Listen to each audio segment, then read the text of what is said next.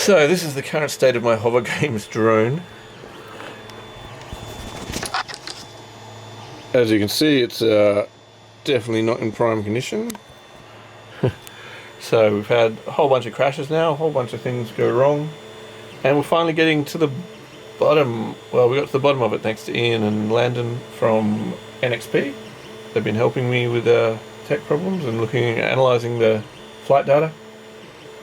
So yesterday, the GPS thing just came off after the first crash, so I just taped it back on. And then I had the copter fall out of the sky on 4 flights. And so they've looked at the data and said that it was a triggered, safety switch. So this tape must have been vibrating. And then every now and then it was just enough to push the switch in far enough. So that was a mistake. I should have taken gaffer tape and then just put it underneath, or gaffer taped it on without touching that switch. And one of the crashes, the flight controller, the little spongy things came off.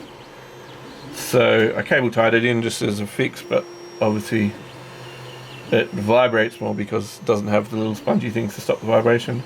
So finding a good way to mount this is on the agenda for today.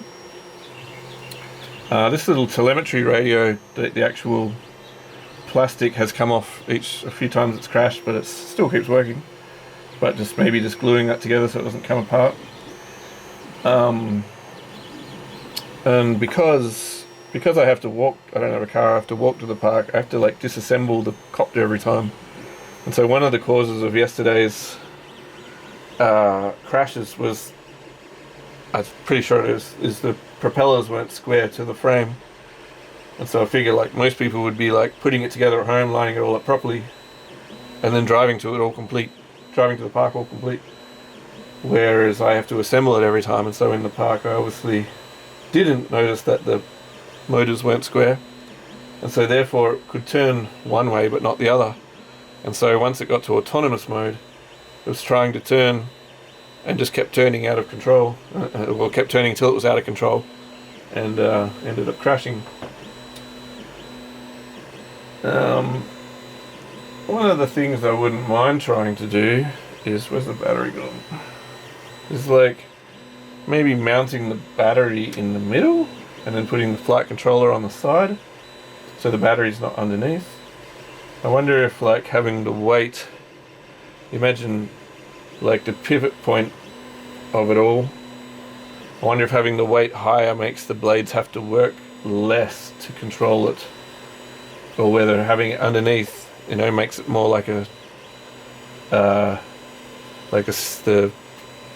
don't even know how to explain it.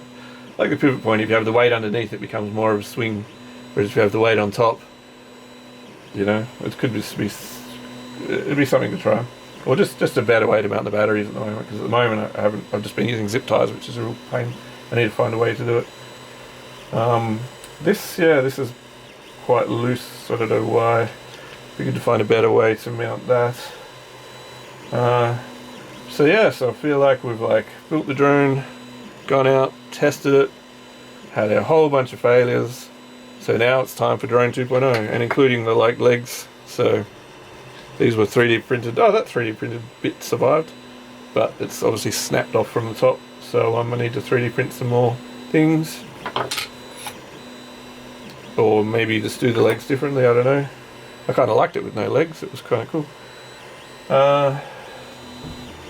Yes, so that's drone number 1 that doesn't work. Let's go to drone number 2. So this is the drone that did the triple flip the other day.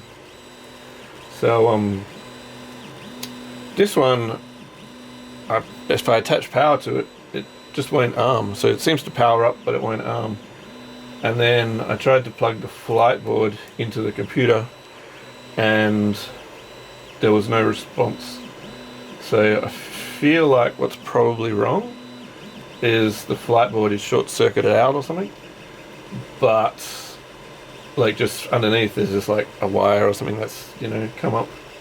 But this drone was actually built out of a box of broken drone bits, so it was more just for something to do during the kind of first lockdown. But when it takes off, it's super fast, but it seems to fail almost straight away. So what I would like to do is move the propellers in so they're not so far out, so its whole like width is much smaller. Yeah, and obviously get this working. So that's drone number 2 that doesn't work, and this is drone number 3 that doesn't work. So this one, I've got the 3D printer going in the background. Sorry for the noise, but if you might be able to hear this, you can hear a clicking sound there. So yeah, there's definitely something wrong in there. But this is my Earsheen. This was my first drone, which I got earlier this year, and this has been a tough beast. Yeah, it's been flying around, it's been great. So but unfortunately now there's something clicking inside of there and it doesn't want to take off. So yes, the tale of 3 broken drones. I figure we'll start with this one first, and then we'll try and get that one going. So my goal for the next flight is to get 20 autonomous flights perfectly with no crashes, and then we can move on to like program it with the NavQ and all that kind of stuff. So yes. Oh, and also yeah, it's highly possible that the propellers are all bent from all the crashes now, so they're unbalanced.